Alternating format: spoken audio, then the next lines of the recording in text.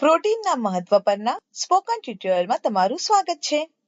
આ ટ્યુટોરિયલમાં આપણે આપેલ વિશે શીખીશું. આપણા શરીર માટે પ્રોટીનના ફાયદા, તેની ઉણપની અસરો, વિવિધ વયના લોકો માટે પ્રોટીનની જરૂરિયાતો, ખાદ્ય સ્ત્રોતો. પ્રોટીન એ આપણા શરીર માટે જરૂરી મેક્રોન્યુટ્રિયન્ટ છે. તે અમાઇનો એસિડનું બનેલું છે. 22 માંથી 9 અમાઇનો એસિડ્સ આવશ્યક છે. આ આપણા શરીર દ્વારા બનાવવામાં આવતું નથી, તેથી તેને ખોરાક દ્વારા લેવું પડે છે. બાકીના 13 શરીર દ્વારા બનાવવામાં આવે છે. હું તમને અમાઇનો એસિડ વિશે ટૂંકમાં બતાવીશ. અમાઇનો એસિડ એ કાર્બનિક સંયોજનો છે જે પ્રોટીન બનાવવા માટે ભેગા થાય છે. લાઇસિન, લ્યુસીન, હિસ્ટિડિન, મેથિયોનાઇન, ટ્રિપ્ટોફેન થોડા અમાઇનો એસિડ છે. પ્રોટીનને 2 પ્રકારોમાં વહેંચવામાં આવે છે. તે પૂર્ણ પ્રોટીન અને અપૂર્ણ પ્રોટીન છે. તેમની વચ્ચેનો તફાવત ખોરાકમાં હાજર અમાઇનો એસિડના પ્રકાર પર આધારિત છે. સંપૂર્ણ પ્રોટીન તે છે જેમાં તમામ 9 આવશ્યક અમાઇનો એસિડ હોય છે. બધા માંસાહારી ખોરાક સંપૂર્ણ પ્રોટીન છે. ઉદાહરણ તરીકે ચિકન, ઈંડા, માછલી અને મટન. તેવી જ રીતે દૂધ અને દુગ્ધજન્ય પદાર્થ પણ સંપૂર્ણ પ્રોટીનનો સ્ત્રોત છે. અપૂર્ણ પ્રોટીન્સમાં એક અથવા વધુ આવશ્યક અમાઇનો એસિડની અપૂરતી માત્રા હોય છે. મોટાભાગના શાકાહારી ખોરાકમાં અપૂર્ણ પ્રોટીન હોય છે. ઉદાહરણ તરીકે કઠોળ, અનાજ, દાણા અને બીજડા. આ બધામાં સોયાબીન એ પ્રોટીનનો શ્રેષ્ઠ શાકાહારી સ્ત્રોત છે. પ્રોટીનના ફાયદાઓમાં સામેલ છે પેશી સ્નાયુઓની વૃદ્ધિ, મરમ્મત અને જાળવણી. તે બ્લડ શુગર લેવલને પણ કંટ્રોલ કરે છે અને એક મજબૂત રોગપ્રતિકારક શક્તિ બનાવે છે. પ્રોટીનથી ભરપૂર ખોરાક આપણી ભૂખને ઘટાડે છે અને લાંબા સમય સુધી પેટ ભરેલું રાખે છે. આ વજન નિયંત્રણમાં પણ મદદ કરે છે. પાચનમાં મદદ કરવી અને ઝેરને તોડીને બહાર કાઢવું એમ અન્ય 2 કાર્યો છે. તે મગજમાં સિગ્નલ વહન કરવામાં પણ મદદ કરે છે. શરીરમાં પોષક તત્વોના પરિવહન અને સંગ્રહ માટે પ્રોટીનની જરૂર પડે છે. ચાલો હવે પ્રોટીનની ઉણપના ચિહ્નો અને લક્ષણોને સમજીએ. પ્રોટીનની ઉણપના ચિહ્નોમાંનું એક છે જે ગર્ભની વૃદ્ધિમાં ઘટાડો છે. બાળકોમાં ઉણપ વેસ્ટિંગ અને સ્ટન્ટિંગ તરફે દોરી શકે છે.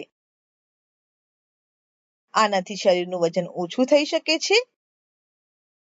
આવી પરિસ્થિતિઓમાં બાળકોને વિવિધ ચેપ થવાનું જોખમ રહેલું છે. નબળા વિકાસને કારણે બાળકના મગજના વિકાસને પણ અસર થઈ શકે છે. લાંબા સમયગાળાથી નબળા બાળકોમાં ડાયાબિટીસ થવાનું જોખમ રહેલું છે. જ્યારે તેઓ મોટા થાય છે ત્યારે તેમને હાઈ બ્લડ પ્રેશર પણ થઈ શકે છે. પુખ્ત વયના લોકોમાં પ્રોટીનની ઉણપ સ્નાયુના નુકસાન તરફે દોરી જાય છે. તેઓને થાક લાગી શકે છે, નબળા થવું અને ચેપનો શિકાર બને છે. ત્વચાની કરચલીઓ અને વાળ ખરવા તે અન્ય ઉદાહરણો છે. વિવિધ વયના લોકોની વિવિધ દૈનિક જરૂરિયાતો હોય છે.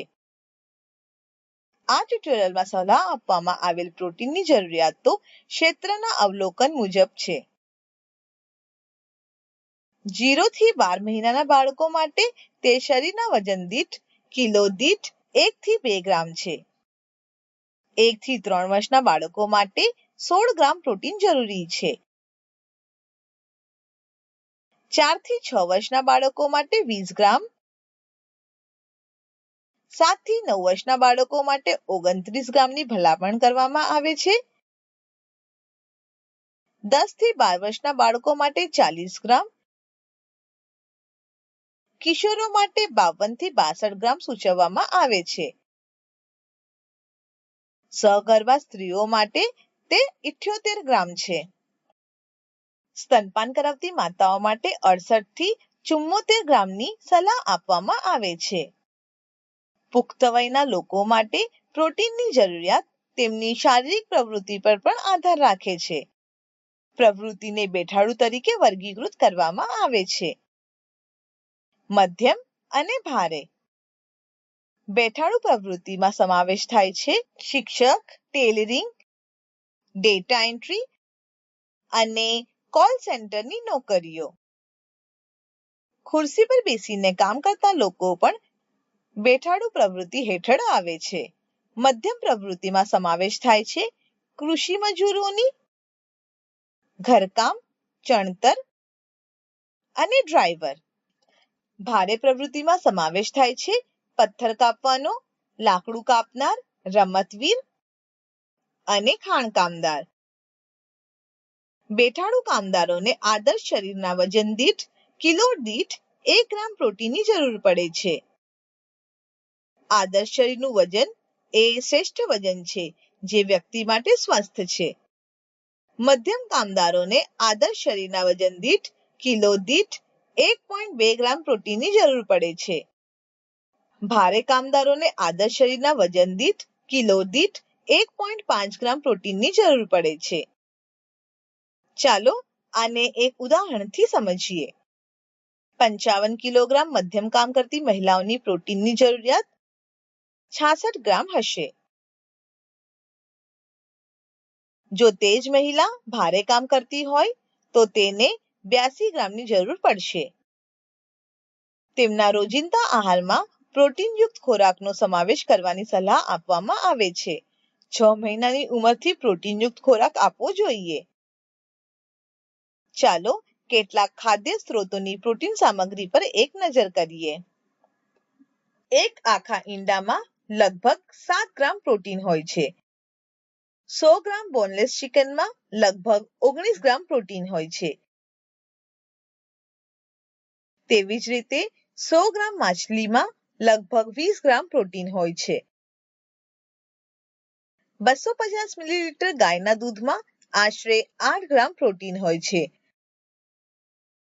250 મિલીલીટર ગાયના દૂધમાંથી બનેલા દહીંમાં લગભગ 8 ગ્રામ પ્રોટીન હોય છે. ગાયના દૂધમાંથી બનેલા 45 ગ્રામ પનીરમાં લગભગ 8 ગ્રામ પ્રોટીન હોય છે. 20 ગ્રામ દાણા અને બીજમાં લગભગ 4 ગ્રામ હોય છે.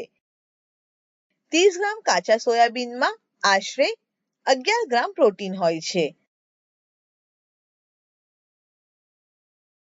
અન્ય કાચા કઠોળના 30 ગ્રામમાં લગભગ 5 ગ્રામ પ્રોટીન હોય છે. 30 ગ્રામ ન રાંધેલા કઠોળમાં લગભગ 4 ગ્રામ પ્રોટીન હોય છે. 30 ગ્રામ કાચા સાદા ચોખામાં લગભગ 2 ગ્રામ પ્રોટીન હોય છે. 30 ગ્રામ કાચા કાંગમાં લગભગ 4 ગ્રામ પ્રોટીન હોય છે. 30 ગ્રામ ઘઉંના લોટમાંથી બનેલી એક રોટલીમાં 3 ગ્રામ પ્રોટીન હોય છે. જુવાર અને બાજરીના રોટલામાં પણ લગભગ 3 ગ્રામ પ્રોટીન હોય છે. એક મીસી રોટલીમાં 4 ગ્રામ પ્રોટીન હોય છે. મીસી રોટલી ચણાના લોટ અને ઘઉંના લોટના સમાન ગુણોત્તર સાથે બનાવવામાં આવે છે. માંસાહારી ખોરાકમાંથી પ્રોટીન શાકાહારી ખોરાક કરતાં વધુ સારી રીતે શોષાય છે. કારણ કે માંસાહારી ખોરાકમાં સંપૂર્ણ પ્રોટીન હોય છે. સંપૂર્ણ પ્રોટીનમાં તમામ આવશ્યક અમાઇનો એસિડ હોય છે. આમ માંસાહારી ખોરાકમાં પ્રોટીનની ગુણવત્તા શાકાહારી ખોરાક કરતાં વધુ સારી હોય છે. પ્રોટીનની ગુણવત્તા DIAAS પદ્ધતિ દ્વારા ચકાસવામાં આવે છે. DIAAS એ ડાયજેસ્ટિબલ ઇન્ડિસ્પેન્સેબલ અમાઇનો એસિડ સ્કોર છે. તે ખોરાકમાં સુપાચ્ય અમાઇનો એસિડ અને જરૂરી અમાઇનો એસિડ ગુણોત્તર છે. સ્કોર 0 થી 1 આપવામાં આવે છે. 1 સૌથી વધુ છે અને 0 એ સૌથી નીચું છે. ચાલો આપણે અમુક ખાદ્ય પદાર્થો માટે પાચન ક્ષમતાનો સ્કોર જોઈએ. ઈંડાનો પાચન ક્ષમતા સ્કોર 1.18 છે. સંપૂર્ણ દૂધમાં 1.32 છે. વટાણામાં 0.64 છે. જ્યારે છોલેમાં 0.66 છે. રાંધેલા ભાતમાં 0.59 છે. ઘઉંમાં 0.43 છે. શેકેલી મગફળીનો પણ સ્કોર 0.43 છે. અગાઉ ચર્ચા કર્યા મુજબ શાકાહારી સ્ત્રોત અપૂર્ણ પ્રોટીન છે. અનાજમાં લાઇસિન ઓછું હોય છે અને કઠોળમાં મેથિયોનાઇન ઓછું હોય છે. તેમને એકસાથે ખાવાથી અમાઇનો એસિડ અપૂર્ણતાની ભરપાઈ થશે. અનાજ અને કઠોળનું મિશ્રણ પ્રોટીનની ગુણવત્તામાં સુધારો કરે છે. આને પ્રોટીનની પૂરક ક્રિયા કહેવામાં આવે છે. વિવિધ સંયોજનોમાં વિવિધ ખાદ્ય જૂથોને ખાવાની ભલામણ કરવામાં આવે છે. ખાદ્ય જૂથોનું સંયોજન વિવિધ આવશ્યક અમાઇનો એસિડ મેળવવામાં મદદ કરે છે. દુગ્ધજન્ય પદાર્થો સાથે કઠોળ અને અનાજને ભેળવવાથી પ્રોટીનની ગુણવત્તા સુધરે છે. અનાજ અને કઠોળમાં ખૂટતા અમાઇનો એસિડની ભરપાઈ દુગ્ધજન્ય પદાર્થો દ્વારા થાય છે. ચાલો આ સંયોજનો સાથે તૈયાર કરવામાં આવેલી કેટલીક ખાદ્ય વસ્તુઓ જોઈએ. રાયતા સાથે બાજરીની ખીચડી, કઢી ખીચડી અને પનીરના પરોઠા આ અમુક ઉદાહરણો છે. દહીં સાથે થાલીપીઠ, દહીં સાથે રાજમા ભાત અને અન્ય ઉદાહરણો છે. માંસાહારી ખોરાક સાથે અનાજ અથવા બાજરીનું મિશ્રણ પણ પ્રોટીનની ગુણવત્તામાં સુધારો કરે છે.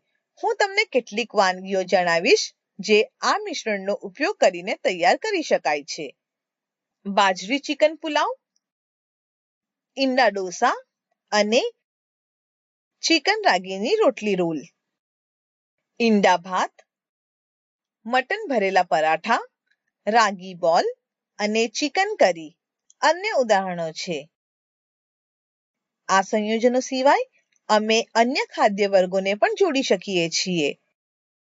દહીં ભાત, પાલક પનીર કરી, નાળિયેર દહીંની ચટણી આ અમુક ઉદાહરણો છે.